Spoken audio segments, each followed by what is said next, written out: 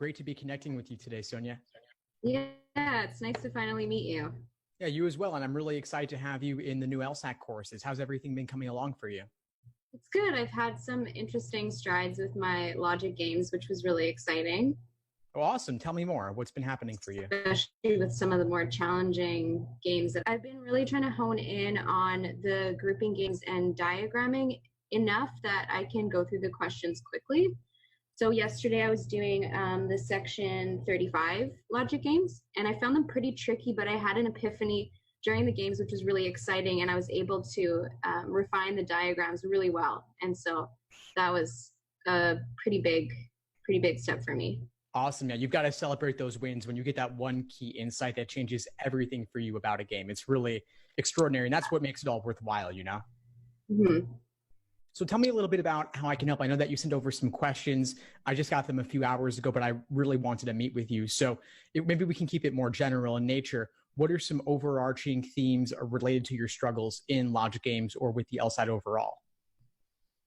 I think sometimes I just, like I said, I have trouble getting the diagram to the point that I notice that you get the logic games, like you make the diagram, you'll do a few diagrams such that you really limit the possibilities. You go beyond the rules that are laid out. And I can generally make like a few basic inferences. I'm pretty comfortable with the conditional reasoning, how to reverse the conditional statements, all of that.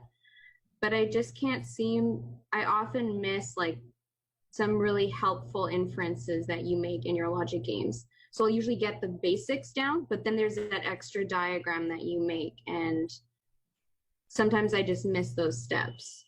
Yeah, it's funny you bring this up because a lot of folks have been asking me about this very topic lately. How do you know when to make multiple main diagrams?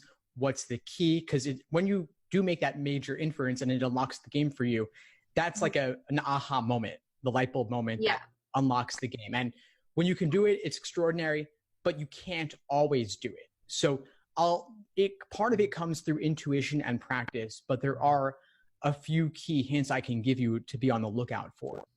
One of them would be if you see a particular variable appearing in multiple rules, that variable itself is often the wedge. If that variable could only be in 2 to 4 spots, you just draw 2 to 4 main diagrams with each of those placements. You see the cascading inferences that result, like a domino effect. So you use that. The key is that you want to be methodical when you're creating these diagrams. And would you recommend, so for one example, I think it was the multi-level sequencing game, the one that you made up or a student made up with Brad and Angelina. Right. And I guess I noticed that you did the diagrams with multiple ones with Angelina, and it kind of clicked after I looked over, because I was able to do the questions without making the diagrams like you did, but it took me a lot longer. So those multiple diagrams really speed things up. And I'm wondering if the fact that the Angelina variable, you use that to make the diagrams because it's so limited, like once you put the other information in your first diagram. Right, yeah. You go about it, you use like a very limited variable, and that's usually the one that you move around. Exactly. So oftentimes, especially with ordering games and matching games as well, actually, if there are only a few potential placements of a variable on a slot, you just draw out each of those possibilities, again, typically 2 to 4 possibilities.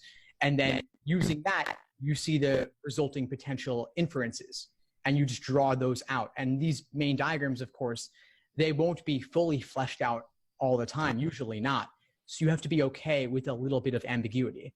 But if you can place maybe a third of the variables or half the variables as a result on these main diagrams, you have much less to deal with later over the course of the game. So it's in a way, it's front loading the work, which I think is typically more efficient when possible. In general with games, you want to become comfortable with drawing a lot of diagrams. With the main diagrams, the keys that you're drawing them methodically and systematically. You're not just drawing a handful of random diagrams. And then with local questions, same thing, be okay with drawing. Drawing is how you think, it's how you learn, because you can't do it all in your head. Yeah. And I noticed in one of the videos you noted to start with, I think it was orientation, local, and then global, I believe.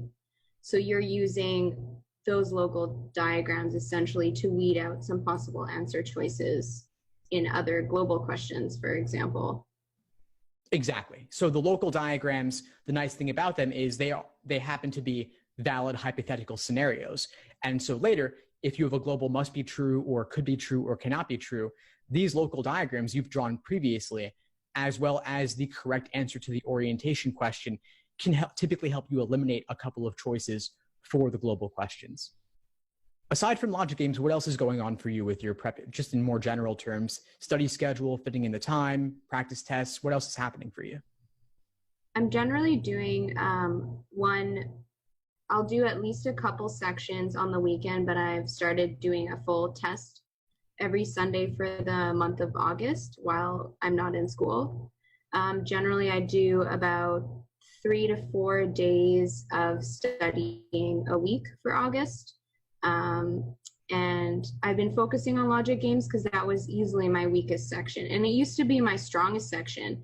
So I focused a lot on logical reasoning and reading comp, which I particularly found difficult for my exam. But then I guess I focused so much on those and not enough on the logic games. So then the other two I did much better. And then the logic games I actually did a lot worse, which was kind of surprising. So now I'm kind of focusing on that and then going to try to do a full test just to keep everything else fresh. One thing I noticed about logical reasoning is I've been keeping track of when I do a section, I'll keep and review it. I'll write down what type of question the ones I got wrong were, or even the ones I struggled with. And I was hoping to find a pattern so that I could kind of hone in on what I find difficult, but there doesn't seem to be any real pattern. And I'm wondering, I don't know if you have any advice on that kind of situation, or it's just general practice. There are obviously usually questions later in the section, so they're going to be more challenging. But yeah, that's exactly right. So a lot of times when someone like yourself, you've been studying for a while, you have a basic familiarity with the different question types. What happens then is you're getting difficult questions wrong just because they're difficult, but it's no longer about a misunderstanding of the basics of that question type. So I want you to think, going beyond just the question stem, to think about the methods of reasoning in the stimulus, as well as the patterns in tempting wrong answer choices and discouraging right answer choices. That's the kind of analysis you really want to do, especially on logical reasoning and reading comprehension, where you have those ambiguities of language. Okay. What does your review process look like right now? I always circle questions that I have trouble with. So even if I get them right, I'll usually go back and review that one as well.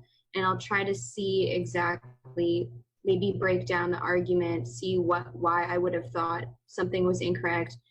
And then I use a lot of your explanations that you've posted to try to make sure that I'm understanding the reasoning process. So that's kind of how I go about it. I don't know if you have any way of maybe making my review better. That's another thing that I'm not quite sure how to review. Yeah, sure. I'd be glad to help with that. Have you experimented a lot with writing out your thought process or talking it out with someone? No, that's actually a good idea. Like I'll sometimes do write out especially if there's conditional statements, I'll usually try to do that in the question. But if I don't have time, I will do it when I'm reviewing the question. But I haven't tried explaining it to someone, which does sound like it would be helpful. Yeah, absolutely. Either find a study partner, either locally or online, or get a tutor or a coach, someone you could really have a conversation with where you're forcing yourself or they're forcing you to articulate your thought process. And if that's not available to you, then just writing it out in a notebook, not just diagramming the logic of a formal logic stimulus, but rather actually writing out exactly what was tempting about a wrong answer that made you pick it and what ultimately made it wrong, and what was discouraging about the right answer that pushed you away from it and what ultimately made it correct. So that's about the answer choices, but you could also look at maybe you misinterpreted something related to the question type. In some of the tougher questions, they use unfamiliar wording, or it could just be the method of reasoning in the stimulus was particularly dense and hard to get a handle on. Yeah, it does seem to be like obviously a lot of the longer questions that I struggle with just because it's more material to try to go through in a short span of time. Yeah, and you don't need to do this for every single question, of course, but for the toughest ones, the ones you had the most trouble with, the ones you might have gotten wrong on 2 or 3 different attempts, there's still something to learn there, of course, because the exam does repeat itself. And what's going to help you get a top score is having that pattern recognition where you can automatically relate a new question you're seeing back to a previous one, even when the topic or the method of reasoning is the topic is different, but the method of reasoning is the same. So I think the review process is the biggest thing I would suggest that you add to your study program overall. So doing 1 exam a week, then I would say that's not so much material that you can't add in the time for the review as well. A lot of times folks will do 2 or 3 exams a week, which doesn't leave enough time for review and also covering weak areas, of course. Would you recommend doing more per week or just trying to focus? Because I'm writing in September 20th. So I won't have too much time in September to study. That'll be max like once a week before the test.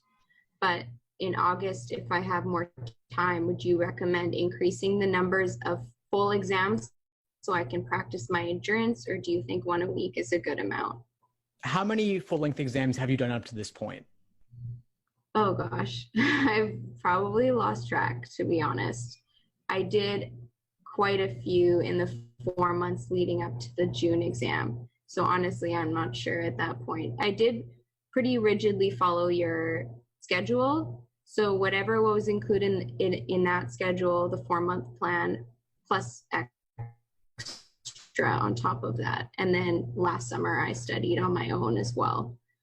So I've done quite a few, but I've left quite a few recent ones for, getting closer to the exam. Good. Then I think you've done enough. You've done enough. You have enough full-length 5-section, I assume, exams under your belt to the point where you don't need to ramp it up to be 2 per week. I would suggest instead maintain 1 per week, add in more detail and depth to your review process, whether it's finding a study partner or a coach or tutor or writing it out in a notebook, and ideally both, of course. And then adding in some review of any particular weak areas, either as individual timed sections or doing untimed work by type or studying more resources like videos and podcasts and such. What else would you need to have in order to feel complete for today? How are you feeling right now? I'm feeling pretty good. The logic game tips were very helpful. I think just my timing, I don't know how to increase that, but I guess just going through review is going to be the crucial thing. So reviewing, like you suggested, is going to be super important because, like you said, it's more of the difficult questions that I have trouble with and the unusual games that I have trouble with. So I don't know if you have any more tips. I've watched all your videos to do with unusual logic games. I have your list of unusual logic games. I don't know if you have any extra advice for that. I tend to be tripped up I'm a pretty linear thinker, so I tend to be kind of tripped up when something's outside of the box. Is that just practice? It is practice, and it's great that you have the list of unusual curveball games, because if you run through those, you'll be in a better position than most to encounter something new. And it's really about throwing yourself into these unfamiliar situations where you do have to think outside the box, but ultimately recognize that although the game diagram may appear different, or there may not be much of a diagram at all, the underlying logic is still the same as all the other games up to this point. The other thing I would add in there is reviewing specifically rule substitution and rule equivalency questions, which started in, I believe, exam 57 up to present. Nearly every exam has had at least one of those. And so you could drill rule substitution questions, just doing those individual questions for each game from the past 30 exams. And that will be another way to check all the boxes and make sure that you've covered everything you need to before September. It's been great connecting with you, Sonia. What would you say is the biggest insight you got from our session today? I'd probably say just the review, getting into more detail, because I never really understood what review meant. It sounds silly, but actually trying to explicitly write down things in your own words, not just diagramming, that seems like a really good way to hone in on where I'm making my mistakes. Excellent. Add that in. That's honestly the top scorers. That's the biggest thing that makes the difference for them, because it's really forcing you to learn from your mistakes to avoid making them again. It's not enough to do exam after exam and measure your results. The review of what you got wrong, what you had difficulty with, that's going to be where your biggest gains come from. So I'm excited to see what changes for you as a result of implementing the new strategy. Yeah. Your courses have been the most helpful I've read a lot of the terrible books, Kaplan and all of those, and saw no improvement in my exams. So this has really helped me hone in on how to improve my score. Thanks. I really appreciate it. And please keep in touch. I'm here for you if you need anything at all as you move forward with your prep. And also please come to the live online classes that I teach regularly. I'd love to have you there and address your questions. And if you ever can't make one, just email your questions in advance and I'll do my best to cover them. And then you'll have the recording later inside the course platform. Awesome. Thanks so much for your help, Steve. I really appreciate it. My pleasure, Sonia. Have a great rest of your week and be in touch. Thanks for tuning into the show. Please subscribe if you haven't done so already to be notified of new episodes as I release them. And feel free to reach out if you need anything at all as you move forward with your prep. I'm happy to help however I can. In the meantime, I'll wish you all the best and take care.